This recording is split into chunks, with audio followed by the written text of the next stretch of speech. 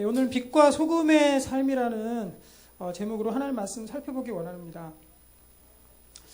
제가 요즘에 이제 이 말씀을 왜 묵상하게 됐냐면은 참 요즘이 그 하나님의 영역이 점점점 축소되고 있는 그런 시대 가운데 우리가 살고 있다, 이런 생각이 너무나도 많이 들었기 때문입니다.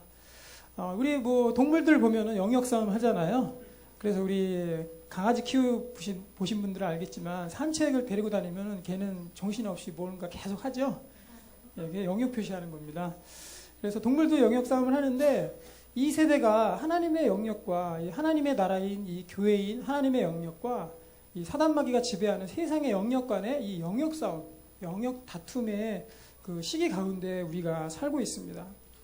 그런데 문제는 왜 하나님의 영역이 자꾸만 축소되냐면은 저는 그 중에 하나의 이유를 우리 가운데 정말 이 미디어의 저주, 제가 그냥 이렇게 이름을 적었어요. 미디어의 저주의 시대에 살고 있다. 미디어의 폭발 시대에 살고 있다.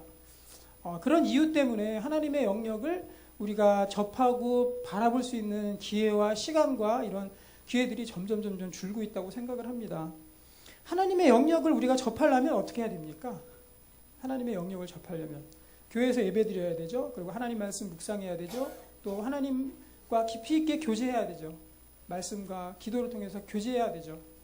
그런데 그 시간과 이런 그 우리가 접촉할 수 있는 매체, 이런 것들이 세상의 미디어가 점점 그 침범해 오고 있습니다. 아주 강한 물결을 타고 침범해 오고 있습니다.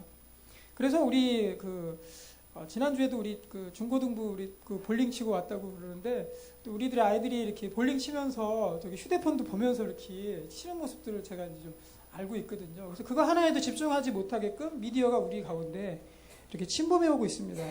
요즘 이순신 그 장군의 신드롬이 좀 있는데요. 이순신 장군이 시를 많이 지었죠. 네, 시를 많이 지었는데 그 중에 시를 제가 하나 읊어드릴게요. 예, 쓸쓸히 소술한 바람과 함께 비오는 밤, 말똥말똥 잠은 오지 않고 아픔은 애간장을 끌 듯하고 아픈 마음은 마치 살을 에이는 듯하구나. 그러니까 이순신 장군이 이 시를 지을 때 그 소술한 바람, 또 비오는 밤, 이 자연의 그 하나님께서 주시는 이 자연을 맛보면서 이 시를 지었습니다. 그래서 그때 당시 상황을 묵상했던 것입니다. 또 하나 시를 보면요, 산하는 아직 참혹하니 물고기와 새들마저 슬피 우느나 나라가 위급의 상태에 있으나 환란을 구할 인물이 없구나. 여기에서도 보면은 그 물고기와 새들마저 이렇게 물고기가 운다고 이렇게 물고기를 쳐다보지 않았겠습니까? 강이나 이렇게 바다 가서. 그리고 이제 새들도 그 나라를 위해서 울고 있구나. 깊이 있는 묵상에서 이렇게 시가 나오고, 그때 당시에 사실 전략과 모든 것들이 나왔다고 생각합니다. 또 물 위에 가을날 노을이 지니 추위에 놀란 기러기 하늘 높이 물이 지어 날아가는구나. 근심 걱정에 잠 못 드는 밤 새벽 달빛이 칼과 활을 비추는구나. 여기서도 보면은 그 기러기가 하늘에 이렇게 날아가는 모습을 보면서 묵상했던 모습을 봅니다. 사실 이 이순신 장군뿐만 아니라 우리 성경에 나오는 주요 인물들이 하나님의 자연을 묵상하면서 하나님을 만났습니다. 예를 들면은 다윗도 그랬죠. 다윗도 그 시편에 보면은 하나님의 자연을 노래하고 깊이 있게 묵상했던 그 부분들이 있습니다. 또 모세도 그랬고요. 또 많은 그 주의 그 인물들이 정말 그때 당시에 하나님과 깊이 있는 묵상을 자연과 함께 그렇게 시간들을 가졌습니다. 사실 이때는 왜 이렇게 묵상을 했을까요? 별로 할 일이 없었겠죠. 뭐 그때 당시 뭐 인터넷이 있었겠습니까? 뭐 텔레비가 있었겠습니까? 뭐가 스마트폰이 있었겠습니까? 그냥 할 일이 없는 거예요. 할 일이 없으니까 그냥 여기 나가가지고 달 쳐다보고 시 짓고, 그다음에 하나님 말씀 묵상하고, 또 뭐 야곱 같은 경우에 돌베개 베고 자고, 뭐 이런 일들이 있었습니다. 그러니까 그만큼 하나님과 교제할 수 있는 그런 기회들이 많았는데, 요즘에는 그럴 틈을 안 주는 거예요. 계속 미디어의 그 정보의 홍수들이 계속 밀어닥치기 때문에 우리가 그 가운데 파묻혀서 하나님과 묵상할 수 있는 시간들을 뺏기게 된다는 것입니다. 오늘 왜 그 빛과 소금에 대해서 하나님의 영역의 이야기를 드리냐면은, 이 우리가 세상에 빛과 소금으로 마땅히 살아가야 되지 않겠습니까? 그런데 빛을 잃고 또 소금의 짠맛을 잃고 우리가 하나님의 그 뜻대로 살아가지 못하는 이유 중에 하나가 바로 이 하나님과의 이 영역을 점점 뺏기고 있기 때문이에요. 그 예로 우리가 그 소금의 예를 들 수 있습니다. 소금이 바닷가에 소금이 그 몇 퍼센트라고 그러죠? 3에서 3.5%라고 그럽니다. 그런데 여러분들 그 해수욕장 가서 이렇게 혹시 이렇게 바닷물 맛보신 적 있습니까? 네, 엄청나게 짜지 않습니까? 그러니까 3.5%만 들어가도 그 정도로 짜다는 거예요. 그러니까는 이 물이 100일 때 3.5의 그 비율만큼 소금이 영역을 차지하니까 그 전체 물이 썩지 않고 바닷물로 유지가 된다는 것입니다. 그런데 우리는 이 3.5%의 이 비율, 이거와 마찬가지로 우리의 영역도 하나님의 영역으로 채우지 않으면 우리가 짠맛을 잃게 된다는 것입니다. 세상에서 드러나는 삶을 살기 위해서는 정말 우리가 하나님의 능력과 또 힘으로 무장을 해야 됩니다. 빌립보서 2장 15절에 보면은 이는 너희가 흠이 없고 순전하여 어그러지며 거스르는 세대 가운데서 하나님의 흠 없는 자녀로 세상에서 그들 가운데 빛들로 나타내며, 이런 말씀이 있습니다. 그래서 이 특권은, 우리가 빛과 소금으로 살아가는 이 특권은 하나님께서 주신 세상을 살아가는데 엄청나게 놀라운 특권이라는 겁니다. 근데 우리가 이런 삶을 살지 못하면 너무나도 우리가 안타까운 모습으로 살아갈 수밖에 없는 거죠. 또 하나는 우리가 빛과 소금이라는 것은 가만히 보면은 형태와 형질의 완전한 변화를 의미합니다. 그래서 저는 오늘 이 변화에 대해서 좀 초점을 맞춰서 이야기를 하고 싶습니다. 우리가 세상에 전에는 어둠이더니 이제는 너희가 빛이라 그랬잖아요. 그러면 여러분 형태가 완전히 바뀐 거죠. 그리고 여러분의 형질도 완전히 바뀐 거죠. 또 예전에는 뭐 그냥 싱겁게 살아가다가 너희들은 세상의 소금이다 했을 때는 소금이면은 완전히 변화받은 거 아닙니까? 형태와 형질이 완전히 변하게 된 모습으로 우리가 살아가게 됩니다. 그래서 그리스도인의 삶에 있어서 변화라는 단어는 굉장히 중요합니다. 우리가 변화하지 않는 삶 문제가 있습니다. 분명히 우리가 변화하고 또 시간이 갈면 갈수록 그 변화가 점점 발전을 해야 됩니다. 그냥 그 모습 그대로 있다던가 아니면 변하지 않는 모습으로 계속적으로 있어서는 안 되겠습니다. 그래서 우리 그런 말들 하죠. 우리 저 사람 변화받았어. 예수 믿었더니 참 변화받았어. 야, 저 사람 바뀌었다. 이 뭐가 바뀐 겁니까? 그 사람의 행실이 바뀐 거죠. 그 사람의 모습 완전히 바뀐 거죠. 여기 보면 에베소서 5장 8절에 보시면 너희가 전에는 어둠이더니 이제는 주 안에서 빛이라. 빛의 자녀들처럼 행하라. 빛의 열매는 모든 착함과 의로움과 진실함에 있느니라. 빛의 열매는 착함, 그러니까 착한 행실, 선한 행실이 나온다는 거예요. 그 다음 두 번째 의롭게 행한다는 거예요. 부정을 싫어하고 불의를 싫어하고, 또 하나는 진실함에 있다. 우리가 이러한 모습들로 완전히 변화하는 모습들이 우리 가운데 있어야 될 줄로 믿습니다. 그럼 이런 변화를 이루어가는 핵심 문제는 무엇이겠습니까? 핵심, 좀 아까도 얘기했지만 바로 영역의 싸움입니다. 우리가 3%에 도달하느냐 안 도달하느냐, 이것으로 인해서 짜냐 짠물이냐 아니면은 맹물이냐 맹탕이 되느냐, 이 싸움이라는 것입니다. 그래서 내 삶이 변화하기 위해서는 내 삶 속에서 하나님의 영역과 세상의 영역, 이 비율이 굉장히 중요합니다. 내 삶의 영역에 있어서 얼마만큼 정말 하나님의 영역이 차지하고 있느냐, 그런 문제라는 것입니다. 여러분들 그 소금의 특성을 보면은 적은 양이지만 그 전체에 없어서는 안 될 그러한 영향력을 미칩니다. 상당히 적은 양이지만 전체에 엄청난 영향력을 미칩니다. 여러분들 간이 안 되어 있는 명품 요리 먹어보셨습니까? 비싸게 시켰는데 간이 안 되어 있어요. 먹을 수 있습니까? 굉장히 참으면서 먹어야 됩니다. 인내하면서 막 맛없는데도 억지로 막 비싼 거니까 이러면서. 근데 조금만 그 소금을 넣고 이렇게 비벼주면은 요리가 완전히 100% 달라지죠. 그래서 바닷물도 마찬가지입니다. 바닷물이 3% 그렇게 짜다 그래가지고 제가 궁금해가지고 집에서 실험을 해봤습니다. 저는 이런 걸 보면 좀 못 참아가지고, 그래서 3% 정확히 3g 저울이었기 때문에 잴 수가 없어서 한 컵에 물을 떠놓고 이 정도면 3% 되겠지 하고 어제 이렇게 타봤습니다. 그리고 조금 맛을 봤는데요, 역시나 짜더라고요. 그래서 이만큼 그 소금의 역할이 크다는 것입니다. 그래서 바다에서 소금의 역할을 제대로 감당하려면 정말로 3% 이상의 그 비율을 차지해야 됩니다. 그래서 3%가 바로 이 비밀이 그 안에 숨겨져 있습니다. 그래서 우리는 3% 채워야 된다는 것입니다. 좀 전에 삶의 변화는 그 영역의 싸움이라고 했습니다. 하나님 영역과 세상관의 그런 싸움. 그럼 여러분들 이제 가정을 해보겠습니다.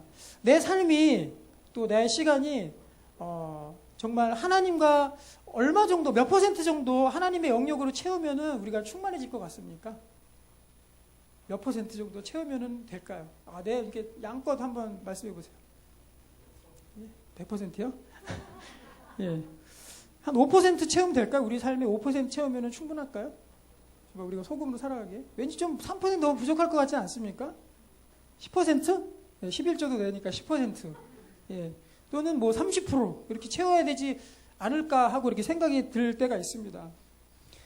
또 제가 이 경제학과 출신이라서 계산을 해봤습니다. 하루 24시간이고 또 1440분입니다. 3%로 이렇게 나눠봤습니다. 그랬더니 43분 20초가 나옵니다. 43분 20초. 나의 하루의 삶 중에서 43분만 하나님께 드리면 어떻게 될까? 이렇게 제가 생각을 해봤습니다. 묵상을 해봤습니다. 제가 장단컨대 3%만 주님께 드리고 그 시간과 주님과의 교제 시간, 아까도 이순신양군 묵상을 얘기했죠. 묵상의 시간을 갖는다면은 우리 삶 가운데 정말로 엄청난 변화가 일게 될 줄로 확신합니다. 정말입니다. 예. 하나님을 향한 보다 큰 꿈을 가지신 분 있습니까? 정말 언대한 꿈을 가지신 분 있습니까? 내가 정말 하나님께 내 인생, 나머지 인생 정말로 쓰임받고 싶다. 이런 분이 계십니까? 그러면 하루에 1시간씩 드리십시오. 그러면 세상에 못할 일이 없습니다. 장담컨대 정말 못할 일이 없습니다. 내게 능력 주신 자 안에서 내가 모든 것을 할 수 있느니라 하는 말씀이 아마 현실로 다가오게 되는 것을 느끼게 될 것입니다. 제 주위에 있는 신실한 그 동역자들을 이렇게 돌아보면은요, 그 빛의 삶을 살기 위해서 삶의 영역이 정말 하나님의 영역으로 점점 이렇게 많이 채워져 나가는 모습들을 분명히 제가 보게 됩니다. 그래서 나의 삶이 변화하기 위해서는 하나님의 영역의 확장, 그것이 일어나지 않고는 절대로 안 된다는 것입니다. 그래서 여러분께 정말 권면합니다. 여러분 삶의 3%, 정말 10%까지 아니더라도 좋아요. 10%면 2.4시간인데요. 그거 굉장히 많은 시간, 적은 시간이 아닙니다. 3%면 여러분 하나님과의 이 교제예요. 하나님께 드려지는 시간으로 우리의 삶을 드려보십시오. 그러면 여러분이 소금이 될 것입니다. 여러분 빛이 될 것입니다. 그래서 세상 가운데 빛과 소금의 역할을 감당하게 될 것입니다. 여러분들 그런 말씀 하시죠? 이렇게 좀 싱거운 사람한테 에이 싱거운 놈 이런 얘기를 하잖아요. 그 참 일리가 있는 얘기라고 생각합니다. 우리가 소금인데 소금이 이 농도가 점점 옅어지면은 그러면 우리가 싱거운 놈이 되지 않겠습니까? 그래서 어떻게 세상에서 그 짠맛을 발휘할 수 있겠습니까?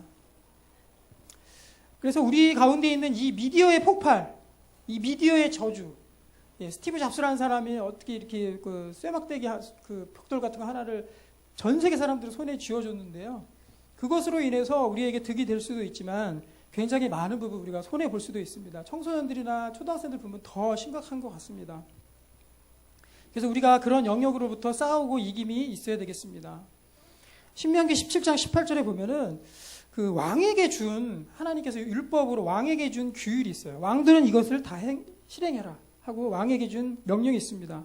그 뭐냐면은 그가 왕위에 오르거든 이 율법서의 등사본을 레위 사람 제사장 앞에서 책에 기록하여 평생에 자기 옆에 두고 읽어 그의 하나님 여호와 경외하기를 배우며 이 율법의 모든 말과 이 규례를 지켜 행할 것이라.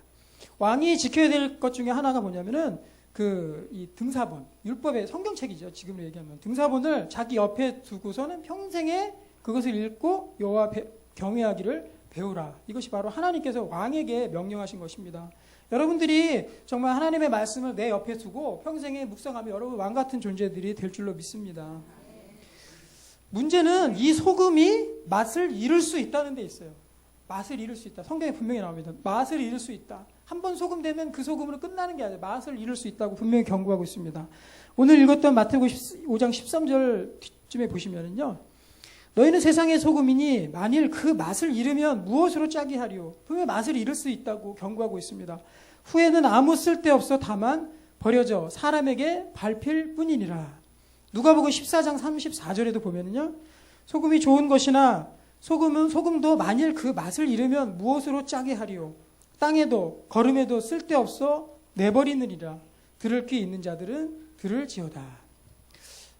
내 삶에 있어서 맛을 잃는다는 게 무엇일까요? 소금의 농도가 점점 낮아진다는 겁니다. 3%였다가 처음에 2%, 1%, 0%, 그럼 이제 맹탕 되는 겁니다. 이 싱거운 놈 이러면서. 그 증거가 뭐냐면은 중고등학교나 뭐 대학교 때 우리 수련 애들 많이 가시잖아요. 그럼 수련회 갔다 오고 나면 애들이 어떻게 됩니까? 얼굴이 막 모세의 광채가 나면서 이렇게 교회 그 다음 주에 이렇게 나타나죠. 그리고 친구들까지 막 불러가지고 나타나죠. 막 엄청 충만합니다. 그러다가 한 달, 두 달 이렇게 지나고 나면은 그러면은 다시 그냥 본 모습으로 돌아가죠. 그게 뭐냐면 수련회 가서 하나님의 영역으로 그들이 소금기가 없었다면 그동안 소금으로 막 그 절여진 거예요. 그냥 막 소금 막 그 동태 절이듯이 이렇게 절여진 거예요. 그래서 하나님의 능력으로 이렇게 빛을 발하면서 나오게 된 것입니다. 그런데 그 일들이 자꾸 그 수련의 약발이 좀 떨어져 버리면은, 즉 소금 농도가 낮아지면은 다시 예전 모습으로 돌아갈 수 있다는 겁니다. 근데 우리가 이렇게 중요한 문제인데 그 누가 모르냐? 빛과 소금으로 사는 거. 근데 뭐 안 하는 분들이 있습니다. 나 이렇게 관심이 없습니다. 그냥 안 하겠다. 그래서 바로 하나님께서 우리의 삶 가운데 부활을 거시는 거예요. 부활. 그러니까 고난이라는 부활을 하나님께서 거는 겁니다. 우리가 그렇게 살아야 되는데 빛의 농도와 소금의 농도가 점점 낮아지는데 하나님께서 그걸 끌어올리시려고 우리 가운데 어려운 문제들 또는 정말 큰 고난들 이런 것들을 주시는 거예요. 그래서 우리가 다시 회복하라고, 빛의 밝기를 다시 회복하라고, 소금의 농도를 다시 회복하라고 우리에게 어려운 문제들을 던져주시는 겁니다. 하나님의 드라이브가 바로 고난입니다. 어려움입니다. 그로 인해서 내 삶을 하나님의 영역으로 채우라고 하는 하나님의 메시지입니다. 그래서 우리는 어려움이 있을 때마다 하나님의 영역으로 더 채워야 됩니다. 자신을 채워야 됩니다. 우리가 어려움과 고난이 있을 때 또 남보다 특별한 고난이 있으신 분들 있으시잖아요. 말을 안 해도. 그죠? 그 하나님께서 우리에게 더 큰 드라이브, 더 큰 우리에게 그 힘을 주시려고 그렇게 하셨다는 것을 믿고 우리가 더 하나님의 영역으로 채우면 됩니다. 그것을 하나님께서 원하신다는 겁니다. 그래서 짠맛을 유지하는 것이 중요합니다. 이건 바로 구원을 이루어가는 현재 진행형의 모습입니다. 빌립보서 2장 12절에 보면요. 그러므로 나의 사랑하는 자들아 너희가 나 있을 때뿐 아니라 더욱 지금 나 없을 때에도 항상 복종하여 두렵고 떨림으로 너희 구원을 이루라. 이런 말씀이 있어요. 너희 구원을 이루라. 이 세 번역에 보면은 잘 번역이 되어 있는데요. 두렵고 떨리는 마음으로 자기 구원을 이루어 나가십시오. 그러니까 구원이 한번 이루고 땡 치고 끝난 것이 아니라 여기 보면은 자기의 구원을 계속적으로 이루어 나가라고 말씀하고 있습니다. 우리는 한번 구원받으면 그냥 그거로 끝이라고 생각하는 경우가 있습니다. 구원은 분명히 현재 진행형입니다. 과거에 우리가 구원받은 이후에 계속적으로 우리의 삶 가운데 구원의 삶을 이루어 가는 것입니다. 현재 진행형이라는 겁니다. 그래서 이 현재 진행형이라는 말은 바로 우리가 짠맛을 유지하는 것, 또 빛의 밝기를 유지하는 것, 이것이 바로 구원을 이루어 가는 것입니다. 그래서 짠맛을 완전히 잃어버리면은 밟히고 맙니다. 여기도 아까 읽었듯이 다만 밖에 버려져 사람에게 밟힐 뿐이니라. 또 걸음에도 쓸데없어 내버리느니라. 이렇게 버림을 당한다는 겁니다. 무섭지 않습니까? 저는 이거 보면서 정말 우리가 구원에서 떨어져 나가면 어떡하지? 이런 마음도 들었습니다. 내 그 소금의 농도나 이런 것들이 점점 약해져서 내가 정말 아무것도 아닌 상태가 되면은 정말 어떻게 하나? 이런 모습들을 제가 보게 되었습니다. 고린도전서 9장 27절에도 보면은 사도 바울도 이러한 처절한 몸부림이 있었습니다. 내가 내 몸을 쳐 복종하게 하면 내가 남에게 전파한 후에 자신이 도리어 버림을 당하게 두려워함이노라. 그러니까 사도 바울이 자신을 몸을 쳐서 계속적으로 복종하고 나아갔던 모습들이 바로 내가 전하고 나서 나는 나중에 버림을 당할까 두려워서 자기가 계속적으로 순종하며 나아가는 모습들이 있었습니다. 이것이 바로 구원의 현재 진행형의 모습입니다. 또 우리가 짠맛은 그 화목으로 연결됩니다. 우리가 뭐 신앙 따로 우리 교제 따로 이것이 아닙니다. 우리가 신앙 가운데 빛과 소금의 삶으로 우리가 간다면은 바로 우리의 교제나 이런 것들이 더욱더 깊어지게 됩니다. 마태복음 9장 50절에 보시면 소금은 좋은 것이다. 그러나 소금이 그 짠맛을 잃으면 너희는 무엇으로 그것을 짜게 하겠느냐. 너희는 빛 가운데 소금을 쳐두어서 서로 화목하게 지내어라. 소금을 치는 게 바로 화목하게 지내는 비결이라는 겁니다. 빛도 그럽니다. 빛도 우리 가운데 더욱더 화목하게 해주는 힘이 됩니다. 요한일서 1장 7절에는 그가 빛 가운데 계신 것 같이 우리도 빛 가운데 행하며 우리가 서로 사귐이 있고 이런 말씀이 있습니다. 그래서 우리가 빛과 소금의 삶을 산다는 것은 단지 세상 가운데서만 우리의 능력을 발휘하고 그리스도의 삶을 살아가는 것뿐만 아니라 우리 교회 내부에서도 우리가 더 깊이 있는 교제, 더 신실한 교제로 우리 삶을 인도하여 주는 매개체라는 것입니다. 우리 빛의 특성을 한번 또 보겠습니다. 빛은 조금이라도 없어서는 안 되는 존재입니다. 빛은 완전히 조금이라도 없어서는 우리가 살아갈 수가 없습니다. 그래서 소금은 3%를 채워야 되지만 빛은 타야지 빛을 발합니다. 등경 위에 두어야 되고 또 숨기지 말아야 됩니다. 빛은 분명히 우리가 내세워야 되고 우리가 밝히 드러내야 됩니다. 근데 빛을 숨기는 자들이 있어요. 그러면 안 되겠죠. 마태복음 5장 14절에는 너희는 세상의 빛이라 산 위에 있는 동네가 숨겨지지 못할 것이요 사람이 등불을 켜서 말 아래 두지 아니하고 등경 위에 두나니 이러므로 집안 모든 사람에게 빛이 느니라. 이같이 너희 빛이 사람 앞에 비치게 하여 그들로 너희 착한 행실을 보고 하늘에 계신 너희 아버지께 영광을 돌리게 하라. 우리가 빛의 삶을 산다 하면은 우리가 당연히 태움을 받아야 되고 그 빛을 드러내야 됩니다. 숨겨서는 절대로 안 된다는 겁니다. 그리고 우리는 아까 소금이 내가 짠맛을 잃을지 우리가 살펴보라고 했죠. 또 하나는 빛이 내 속에 있는 빛이 어두운지 또 한 번 살펴봐야 됩니다. 성경 말씀에도 나와 있습니다. 누가복음 11장 34절에 보면은 내 몸의 등불은 눈이라. 내 눈이 성하면 온몸이 밝을 것이요 만일 나쁘면 내 몸도 어두우리라. 그러므로 내 속에 있는 빛이 어둡지 아니한가 보라. 이런 말씀이 있습니다. 어떻게 해요? 내 속에 있는 빛이 어둡지 아니한가 보라. 자기 자신을 살펴봐야 된다는 거죠. 내 빛이 어둡지 아니한가. 내가 지금 더 태워야 되지 않냐. 이렇게 살펴보는 분명히 모습들이 우리 가운데 있어야 됩니다. 빛이 타려면은 여러분들 빛이 이렇게 타려면은 이렇게 불이 붙어야 되죠. 그죠? 불이 붙어야 되죠. 이 불이 붙는 거는 화학적인 결합을 통해서 그 불이 붙게 되어 있습니다. 그래서 빛을 발현하게 되어 있습니다. 그래서 이 화학적 결합은 저는 예수님과의 결합이라고 생각합니다. 하나님과의 결합이라고 생각합니다. 예수님과의 결합, 하나님과의 결합을 통해서 그 화학적 반응, 그것을 통해서 완전한 변화죠. 그걸 통해서 우리가 빛을 발하게 되고 세상에 빛을 비출 수 있게 됩니다. 그 소금의 삶은 그 영역의 변화라고 했습니다. 시간의 영역뿐만 아니라 물질의 영역에도 마찬가지입니다. 제가 시간의 영역만 지금 말씀을 드렸는데 물질의 영역도 말씀을 드리겠습니다. 우리가 11조를 왜 냅니까? 11조. 이것은 물질의 영역에 있어서도 내가 하나님의 영역이다. 완전히 인정하는 삶을 살기 위해서 우리가 11조를 드리는 것입니다. 성경에 보면은 11조는 철저히 그 자발적인 것이었어요. 11조 한 번도 이렇게 성경의 모습들, 내는 모습들 보면은 자발적인 모습으로 내었지 어떤 율법의 강요에 의해서 낸 적이 한 번도 없습니다. 그 성경에 있어서 최초의 11조는 언제 냈습니까? 누가 드렸습니까? 최초의 11조. 아브라함이 드렸죠. 아브라함이 이제 전쟁을 치르고 나서 막 돌아오는 길에 멜기세덱이라는 제사장을 만났습니다. 근데 멜기세덱한테 축복을 받고 나서 자기가 하나님을 축복을 받았다. 너무 기쁜 나머지 내 모든 소유의 10분의 1을 드리겠습니다 하고 드렸던 게 바로 11조입니다. 그러니까 나의 물질의 삶이 100이었으면은 하나님 내 10분의 1만큼 하나님의 영역으로 채우겠습니다 하고 10분의 1을 하나님께 인정해 드리는 거죠. 그것이 바로 11조의 삶인 거죠. 그런 영역의 그 체험이 있을 때 바로 그 소금의 맛을 발휘하게 되고 또 빛을 발하게 되는 삶으로 살아갈 수 있다는 것입니다. 또 야곱이 오늘 아침에도 살펴봤는데 베델에서 이제 이렇게 자다가 그 사다리가 이제 이렇게 생겨가지고 거기서 막 천사들이 오르락 내리락 하는 것을 봤습니다. 그래서 내가 하나님을 보았다. 너무 기뻐서 그 나중에 뭐라고 써있습니까? 내 소유의 10분의 1을 드리겠습니다. 그때 그 야곱이 하나님께 고백을 합니다. 철저히 하나님을 보고 하나님의 축복을 받아서 그 기쁨으로 인해서 내 영역을 내어드리는 이런 순서로 이 11조가 있었습니다.